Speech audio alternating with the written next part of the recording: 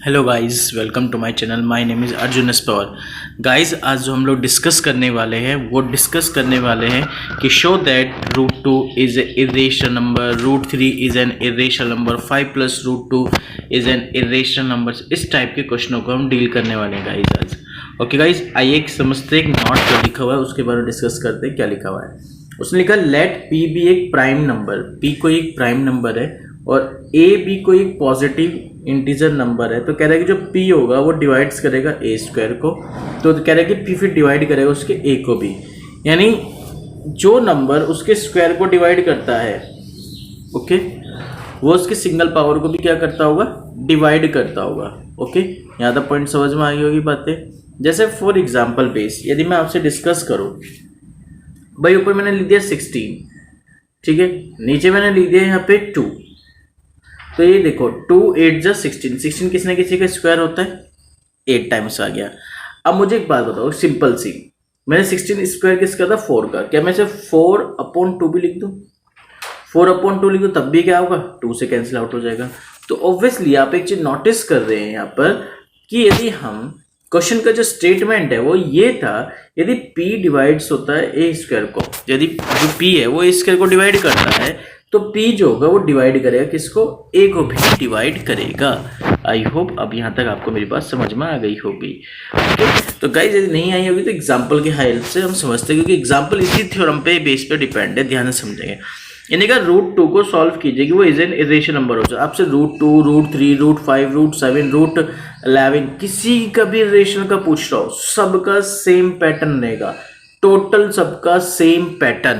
ध्यान रखेंगे इस चीज का गाइस। ओके, तो सबको टोटल सेम पैटर्न पर रखना होगा। मैं इसलिए आपको एक क्वेश्चन डील कराऊंगा, सिर्फ ये वाला।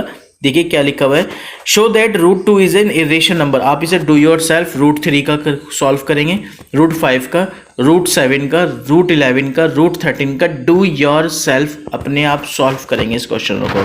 ठीक है गाइस। ओके, तो ध्यान से समझेंगे गाइस क्या लिखा हुआ है। Let assume root 2 is an irrational number. ऐसे क्वेश्चनों के लिए हमें क्या करना है, हमें क्वेश्चंस को समझो, हमें इरेशनल प्रूफ करना है। ठीक है गाइस, तो मैं क्या करने वाला हूं, मैं इसे रेशनल लेके चलूंगा। मान लिया सपोज दैट कि दिस क्वेश्चन इज कैसा है, रेशनल नंबर से गाइस, कैसा है गाइस ये रेशनल नंबर। ओके गाइस, हम इसे लेट करके चल रहे कि लेट एज्यूम कि रूट 2 कैसा नंबर होगा, एक रेशनल नंबर होगा जो कि can be express in the form p/q and p and q are coprime number. It's a very important line, coprime number है। को प्राइम इंटीजर नंबर कौन से होते हैं, जिसमें p और q में केवल जो कॉमन होना चाहिए वो केवल क्या होना चाहिए, ओनली 1 कॉमन होना चाहिए, ओनली 1 कॉमन होना चाहिए। ये कहना चाह रहा है यहाँ पे इस बात को कि को प्राइम नंबर है p और q, यानी दोनों के दोनों जो डिवाइड्स होते हैं केवल वो 1 से डिवाइड होते हैं, इसके अलावा और किसी से डिवाइड भी हो नहीं सकते। तो इसलिए इस बात को ध्यान रखेंगे, इसलिए इसने लिखा हुआ है अपने स्टेटमेंट में जो p और q होने चाहिए वे को प्राइम नंबर होने चाहिए। ठीक है, हमने इसे एक्सप्रेस किया p/q की फॉर्म में। क्यों किया वो तो बहुत इजीली अच्छे से बात समझिए, क्योंकि हमने ऊपर फर्स्ट वाली लाइन में ये कह दिया कि रूट 2 कैसे नंबर के लेके चल रहा हूँ, मैं रेशनल नंबर लेके चल रहा हूँ, क्योंकि इसमें लिखा हुआ ना लेट एज्यूम कि रूट 2 कैसे नंबर लेके चले, हम एक रेशनल नंबर लेके चल रहे हैं हम लोग। ओके गाइस, तो अब देखिए नीचे वाले पॉइंट में हम कैसे करने वाले, नीचे ध्यान से समझेंगे। तो हमने इसे रूट 2 को p/q की फॉर्म में लिख दीजिए। अब रूट को फ्री करने के लिए हमने स्क्वायरिंग ऑन बोथ साइड कर दी। हमने स्क्वायरिंग लिखा 2 = p²/q², ये आ गया अब आपके पास। ओके, यानी इट मीन्स, पॉइंट को ध्यान से समझो, मैंने यहाँ लिख दिया कि 2p²/q², तो इट मीन्स p² = कितना होगा गाइस, 2q² क्या हो गया यहाँ पे। ओके, अब q² किसके इक्वल हो गया, q² हो गया p²/2k। अब यहाँ ध्यान देने वाली बात है, मेरी बात समझना, देखो ध्यान से, बहुत इंपॉर्टेंट पॉइंट बताने वाला हूँ तुम्हें यहाँ पे मैं, जो चीज़ तुम्हें समझने वाली है। मैंने लिखा जो 2 है वो डिवाइड्स कर गया p² को, करिए 2 ने p² को डिवाइड किया तो ऑब्वियसली 2 डिवाइड्स भी तो p को ही करेगा। जैसे ऊपर मैंने जो स्टेटमेंट लिखा था नोट में, मैं आपको यही तो समझाने की कोशिश कर रहा था। यदि p डिवाइड्स करता है a² को तो p डिवाइड्स क्यों करेगा, a को भी तो करेगा। इसी तरीके से ये स्टेटमेंट है। अब यहाँ पे ध्यान देना गाइस, पॉइंट क्या करेगा, यदि 2 डिवाइड्स p² को कर रहा है, यदि किसी नंबर के स्क्वायर को डिवाइड कर रहा है तो उसके सिंगल पावर को भी क्या करेगा, 2 डिवाइड करेगा।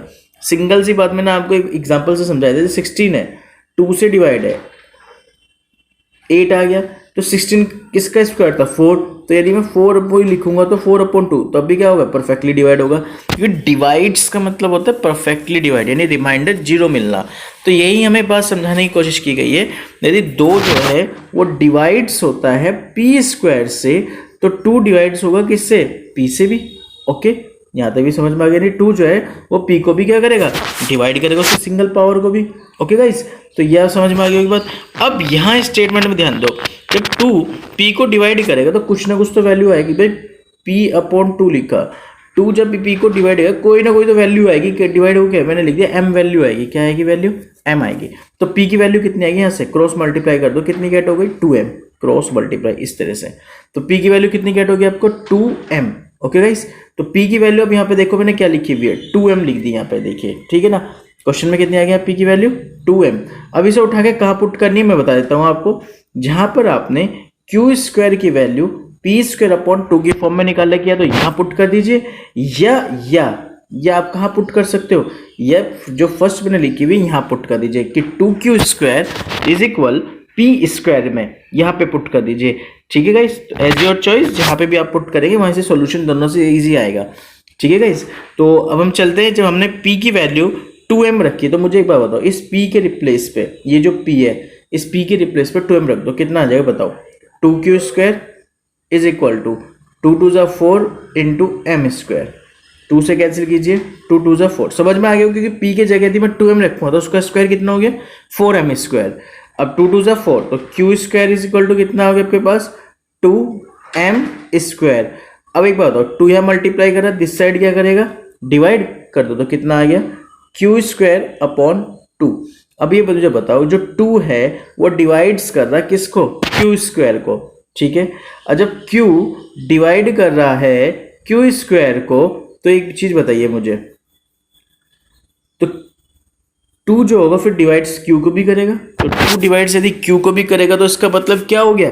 अब मेरी बात समझिए, स्टार्टिंग वाली लाइन में मैंने पहले ही आपको स्टेटमेंट में ही लिखा था कि भाई √2 इज एक रेशनल नंबर, जिसको हम एक्सप्रेस कर रहे थे p/q की फॉर्म में, जहाँ पे p एंड q बताए गए थे। कौन सा नंबर था, को prime number. It's a very important line. को प्राइम का मतलब मैंने तुम्हें समझाया है, क्या था कि केवल p और q के बीच में केवल एक ही नंबर कॉमन होता है, वो होता है 1। लेकिन अब इस क्वेश्चन के स्टेटमेंट से आपको क्या समझ में आ गया कि भाई जो पहले हमने लाइन समझी थी कि जो 2 था वो p को भी डिवाइड कर रहा था। M I right? देखिए ध्यान से, बस फिर से रिपीट करता हूँ आपको लाइन को। ये लिखी हुई देखो लाइन मेरे लिए, मैंने क्या लिखी हुई लाइन में ध्यान दीजिए फटाफट स्पीड से। मैंने ये तो लिखी हुई देखो, 2 डिवाइड्स p² को कर रहा है, तो 2 डिवाइड्स p को भी कर रहा था। एक पॉइंट तो क्लियर हो गया होगा आपको। दूसरा पॉइंट देखिए क्या लिखा हुआ अभी, अब यहाँ पे मैं जब इसे पुट किया तो यहाँ पे भी आइए, देखिए ये लिखा हुआ आ रहा है 2 डिवाइड्स q² को कर रहा है, तो 2 डिवाइड्स q को भी करेगा। यानी दोनों में p और q में एक एलिमेंट और कॉमन आ गया, वो कितना आ गया 2 कॉमन आ गया, यानी दोनों के दोनों एलिमेंट 2 से डिवाइड होते होंगे। ओके, यदि ये 2 से डिवाइड होते हैं तो इसका मतलब क्या है कि भाई p और q जो हो गए उनका जो कॉमन फैक्टर होना चाहिए था वो 1 होना चाहिए था, लेकिन 1 नहीं आया। तो इसका मतलब क्या हो गया, जो आपका एजिप्शन था वो कैसा हो गया, रॉन्ग हो गया। एजिप्शन रॉन्ग होने की वजह से क्या हो गया कि कॉन्ट्राडिक्शन पैदा हो गया। कॉन्ट्राडिक्शन हो गया तो इसका मतलब ये हो गया कि जो चीज़ हम लेके चले थे, क्या लेके चले थे कि √2 इज एन रेशनल नंबर, तो ये रेशनल नंबर नहीं, क्योंकि हमारा एजिप्शन जब रॉन्ग हो गया तो इसका मतलब क्या हो गया, जो कंट्राडिक्शन पैदा हो गया, कंट्राडिक्शन होने की वजह से क्या हो गया कि जो √2 हो गया वो कैसा नंबर हो गया, इज एन इरेशनल नंबर। तो पॉइंट आई होप आपको मेरी बात ये समझ में आई होगी गाइस। नहीं आई होगी गाइस, मैं दोबारा रिपीट कर रहा हूँ, इसे बहुत ध्यान से समझेंगे आप इस बात को, बहुत ही क्लैरिटी के साथ कि कहना क्या चाह रहे हैं क्वेश्चंस, बहुत ध्यान समझिए। जैसे मैं आपको बहुत एक सिंपल से ब्रीफ वर्ड्स में सारी कहानी को फिर से रिपीट कर देता हूँ।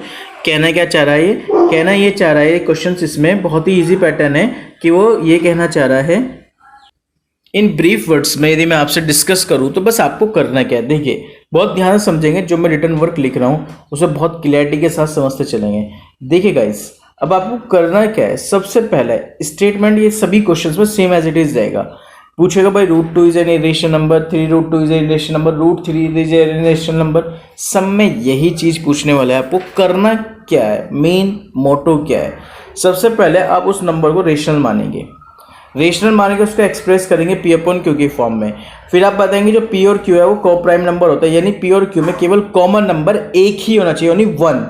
एक कॉमन नंबर नहीं, ओनली सिर्फ वन ही कॉमन होना चाहिए, वन के अलावा कोई कॉमन नंबर नहीं होना चाहिए, ठीक है ना। ओके, तो अब आपको करना क्या है, ध्यान दीजिए, इसमें सिंपल सी बात है कि आपने √2 को क्या लिखा, पी अपॉन क्यू की फॉर्म में लिखा। पी अपॉन क्यू की फॉर्म में लिखने के बाद अब आपको करना क्या होता है इस कंडीशंस में, जैसे जैसे पी अपॉन क्यू की फॉर्म में लिखते हैं तो स्क्वायरिंग ऑन बोथ साइड करेंगे। सबसे पहला पॉइंट, जैसे स्क्वायरिंग ऑन बोथ साइड करेंगे, स्क्वायरिंग ऑन बोथ साइड करने के बाद एक एलिमेंट को ध्यान रखना क्रॉस मल्टीप्लाई कर देना फिर पूरे की। जैसे आप क्रॉस मल्टीप्लाई करेंगे तो पी स्क्वायर किसके इक्वल हो जाएगा, 2q स्क्वायर के इक्वल हो जाएगा। यहाँ पे 2 देख लेना, जहाँ पे 2 भी हो सकता है, जैसे आप √3 का क्वेश्चन करोगे तो 3 मिलेगा, √5 का क्वेश्चन करोगे तो आपको यहाँ पे 5 मिलेगा, √7 का क्वेश्चन करोगे तो आप 7 मिलेगा, √11 का क्वेश्चन करोगे तो यहाँ 11 आएगा। जैसे आप क्रॉस मल्टीप्लाई करेंगे तो अकॉर्डिंग टू क्वेश्चंस ये वैल्यूज यहाँ पर आती है। ओके, तो अब आपको करना क्या है इस वाली कंडीशंस में, तो आपके पास √2 का क्वेश्चन सॉल्व करे इसलिए यहाँ पे 2 आया आपके पास, ठीक है ना। तो अब आपने क्या किया, जैसे क्रॉस मल्टीप्लाई करी तो p square is equal to कितना आ गया, 2q स्क्वायर। ओके, यानी इट मीन्स आप इसे लिख सकते हैं कितना कि q square is equal to p square upon 2। देखिए √2 का क्वेश्चन सॉल्व किया तो इसलिए 2 आ गया, √3 का क्वेश्चन सॉल्व करते तो 3 लिखते, √5 का क्वेश्चन सॉल्व करोगे तो 5 आएगा, √7 का क्वेश्चन सॉल्व करोगे तो 7 आएगा। सेम एज इट इज, कॉपीदार नहीं आपको, तो बस जहां पे 2 आ रहा है वहां पे 3, 5, 7 जिस क्वेश्चन को आप डील कर रहे हैं सेम एज इट इज चिपकाते चले जाना गाइस। ओके, अब ये स्टेटमेंट 2 डिवाइड्स पी स्क्वायर, तो 2 डिवाइड्स पी हो गया। यदि 2 पी को डिवाइड करता है तो कुछ ना कुछ तो डिवाइड करके आएगा ना भाई, ध्यान दो। यदि पी, समझना, यदि 2 पी को डिवाइड करता है कुछ ना कुछ तो आएगा डिवाइड करके, ध्यान दीजिए। यदि p को 2 क्या करता है, डिवाइड करता है, कुछ ना कुछ तो डिवाइड करके आएगा। मैंने कहा m डिवाइड करके आता है, कितना आता है, m डिवाइड आता है। तो p की वैल्यू कितनी होगी यहाँ पे, अब 2m आ गई, क्रॉस मल्टीप्लाई करेंगे तो p इक्वल टू कितना हो जाएगा अब यहाँ पे 2m। अब आपको सब वैल्यू कहाँ पुट करनी है, इस वैल्यूज को यहाँ पे पुट करनी होगी जहाँ पे आपने in terms of p q की वैल्यू को बना रखा था क्रॉस मल्टीप्लाई करके।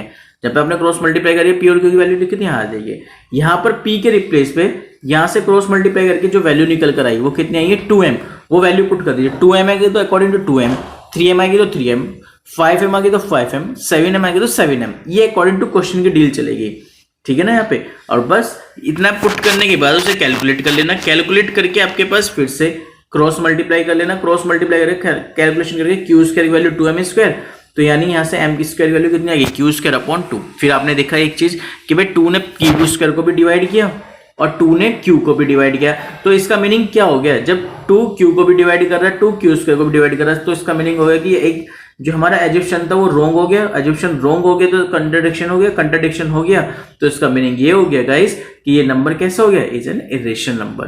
तो आई होप अब आपको मेरी बात बहुत अच्छे से क्लियर होगी गाइस। ओके, अब एक इजी सा क्वेश्चन, सिंपल सा, फिर यही है एक नेक्स्ट क्वेश्चन है, ध्यान से समझेंगे गाइस क्या कहना चाह रहा है। नेक्स्ट एग्जांपल में लिखा कि शो दैट कीजिए कि जो 3√2 है वो इज इरेशनल नंबर होता है। सेम वही लैंग्वेज भाई 3√2 इज एन इरेशनल नंबर होता है। कैसे एज्यूम करना है कि भाई सिंपल सा कॉन्सेप्ट है कि भाई 3√2 इज एन इरेशनल नंबर होगा, लेट कर लिया, उसे एक्सप्रेस कर सकते हैं p अपॉन q की फॉर्म में, जहाँ पे p और q क्या होते हैं, को प्राइम नंबर्स होते हैं। ये है सेम लैंग्वेज, मैंने कहा ना आपको एज इट इज देखें। 3√2 कितना हो गया आपके पास, p अपॉन q की फॉर्म में हो गया अब यहाँ पे, है ना। अब आपको करना क्या, देखिए p upon q is equal to कितना रह गया यहाँ पे, √2 रह गया। सेम एज इट इज करना होगा, जो भी कोफिशिएंट में उसको एज इट इज छोड़ना है इस तरह से। भाई √2 को हमने साइड में रखा है यहीं पे, क्योंकि √2 के बारे में हम डिस्कस कर चुके। 3 यहाँ मल्टीप्लाई करा तो इस साइड क्या करेगा, डिवाइड, तो डिवाइड में, तो p अपॉन 3q कितना आ गया, √2। अब मुझे पता होता है, यू नो वेरी वेल √2 कैसा होता है, is an irrational number, am I right.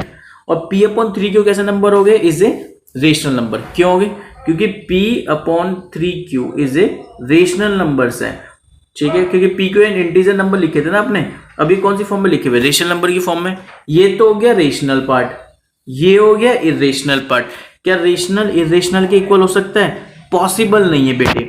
जब पॉसिबल नहीं है कि तो ध्यान रखना इस चीज को लेकर कि रेशनल हमेशा ध्यान रखेंगे इरेशनल के इक्वल नहीं होते, ठीक है ना, क्योंकि ये तो रेशनल का पार्ट है, ये बन रहा है इरेशनल, ठीक है ना। क्यों बन रहा है इरेशनल समझा देता हूं मैं अभी, ध्यान देना इस बात पे। भाई सीधी सी बात है, अभी हम पीछे कॉन्सेप्ट को पढ़ के चले थे कि भाई 3√2 इज एन रेशनल नंबर्स था, ठीक है, मैं मानता हूं इस चीज को, तो यानी rational is equal to rational आना चाहिए, है ना। तो rational is equal to rational, ये है तो rational is equal to rational, लेकिन हमें we know that very well कि रूट टू कौन सा नंबर होता है, इज एन इरेशनल। तो दैट इज मीनिंग रेशनल किसके इक्वल हो गया, इरेशनल नंबर के इक्वल हो गया, जो कि कभी पॉसिबल नहीं है। हमेशा रेशनल रेशनल के इक्वल होता है, इंटीजर इंटीजर के इक्वल होता है। ओके गाइस, तो इसलिए एजिप्शियन क्या हो गया, रॉन्ग हो गया, रॉन्ग हो गया तो कंट्राडिक्शन हो गया, कंट्राडिक्शन हो गया तो 3√2 कौन सा नंबर हो गया, इज एन इरेशनल नंबर हो गया। आई होप अब आपको मेरी बात ही क्लियर समझ में आ गई होगी। देखिए √3 लिखा हो तो √3 को अपने आप सॉल्व करेंगे, do your self. Okay guys, तो ये भी कंप्लीट हो गया।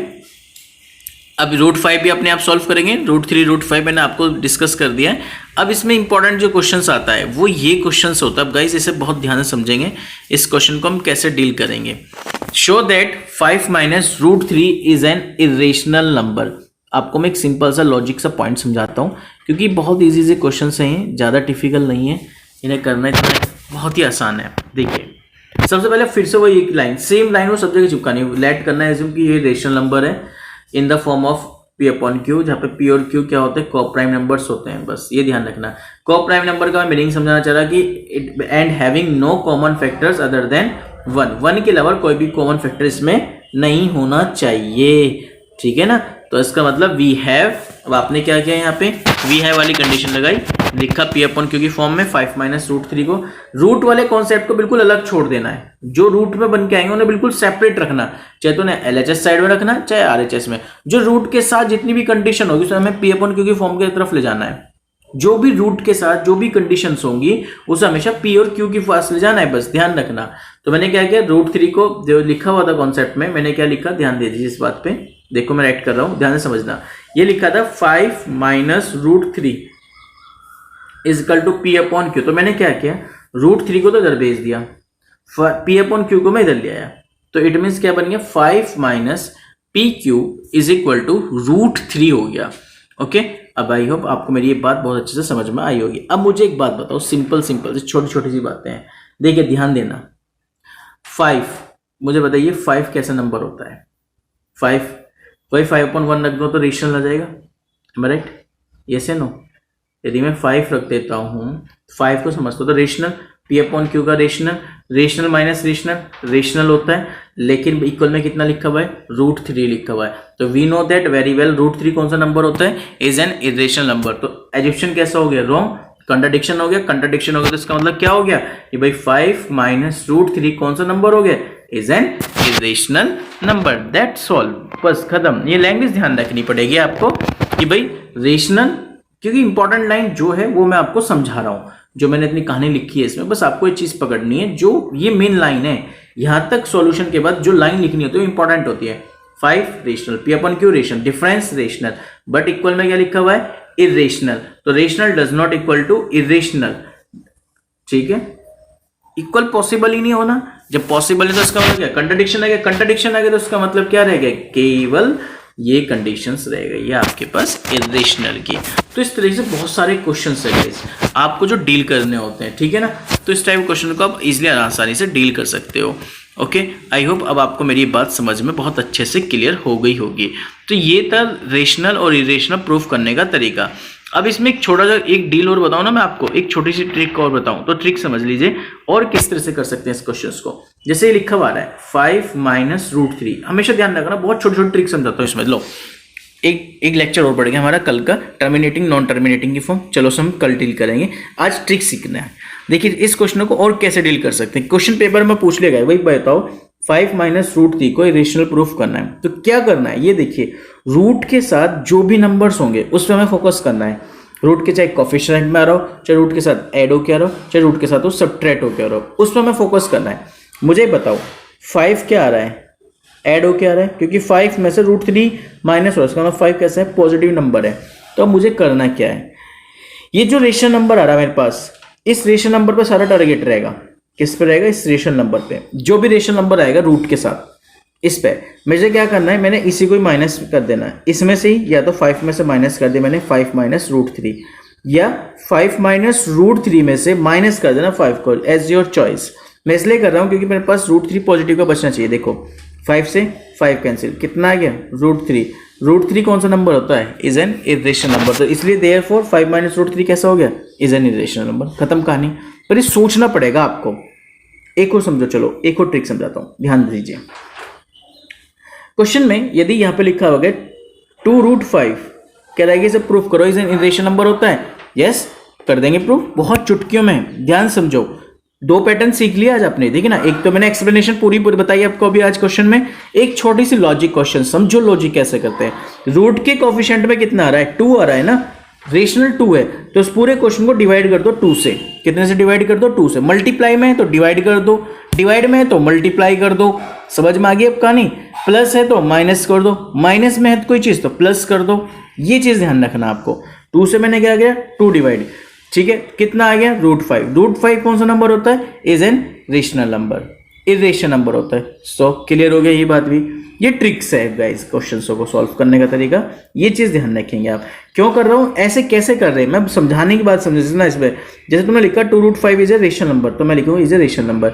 डिवाइडेड बाई 2, मैं लिखूंगा 2√5 divide by 2 is a rational number, ये भी रेशनल लिखा लगा जाएगा।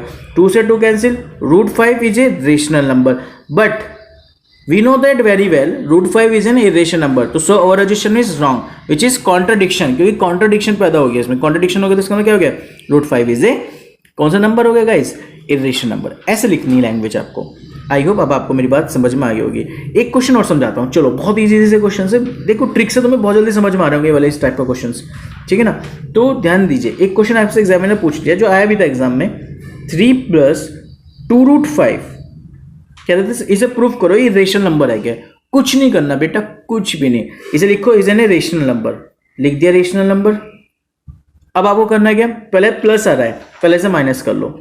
3 + 2√5 - 3 is rational number as it is. 3 से 3 कैंसिल, कितना रह गया, 2√5। 2√5 इज ए रेशनल नंबर। 2√5 को हमने कितने से डिवाइड किया, 2 से डिवाइड किया, तो कितना आ गया, 2 से डिवाइड करके √5 is a rational number. But we know that very well √5 कौन सा नंबर होता है, इरेशनल। तो so our assumption is wrong, which is a contradiction. So our assumption wrong हो गया। तो इसका मतलब क्या होगी कंडीशन, कि भाई 3 + 2√5 कौन सा नंबर हो गया, इज एन इरेशनल नंबर। तो इस तरीके से भी आप क्वेश्चनों को डील कर सकते हो। और P/Q का पैटर्न आप समझ ही गए गाइस, कि P/Q के क्वेश्चनों पर हम कैसे डील करते हैं, वो भी एक पैटर्न है, एक पैटर्न ये भी है। एज योर चॉइस, जो भी आप फॉलो करना चाहते वो फॉलो कीजिए गाइस। ओके, आई होप अब आपको मेरी बात अच्छे समझ में होगी गाइस। देखिए लेक्चर बड़े हुए हैं, कोई ट्रबल नहीं है, चैप्टर लेट खींच रहे हैं, कोई ट्रबल नहीं है, पॉइंटों को समझना इंपॉर्टेंट है, ठीक है ना। जो गाइज मैंने आपसे अब डिस्कस किए, क्या उसमें कोई प्रॉब्लम्स हैं तो आप मुझसे कमेंट बॉक्स में कमेंट कर सकते हैं गाइज, यदि कोई ट्रबल आ रही है तो। ओके गाइज, तो आज के लिए इतना ही करेंगे। नेक्स्ट वीडियो एक लेक्चर और एक्सटेंड हो गया हमारा, क्योंकि वीडियो ज़्यादा लंबी नहीं बना सकते। ओके गाइज, फिर आपको समझने में दिक्कत आएगी, इसलिए जो लास्ट टॉपिक रह रहा है टर्मिनेटिंग एंड नॉन टर्मिनेटिंग वाली कंडीशंस का, उसे मैं कल डिस्कस कर लूँ। बहुत छोटा सा ब्रीफ वर्ड्स में लेक्चर हो जाएगा, ठीक है, वो कवर हो जाएगा नेक्स्ट वाले लेक्चर में। ओके गाइस, आज के लिए इतना ही। कोई डिस्कशन करना है तो डिस्कशन वाले टाइम पे कर सकते हैं discussion. Okay, thank you so much, thank you.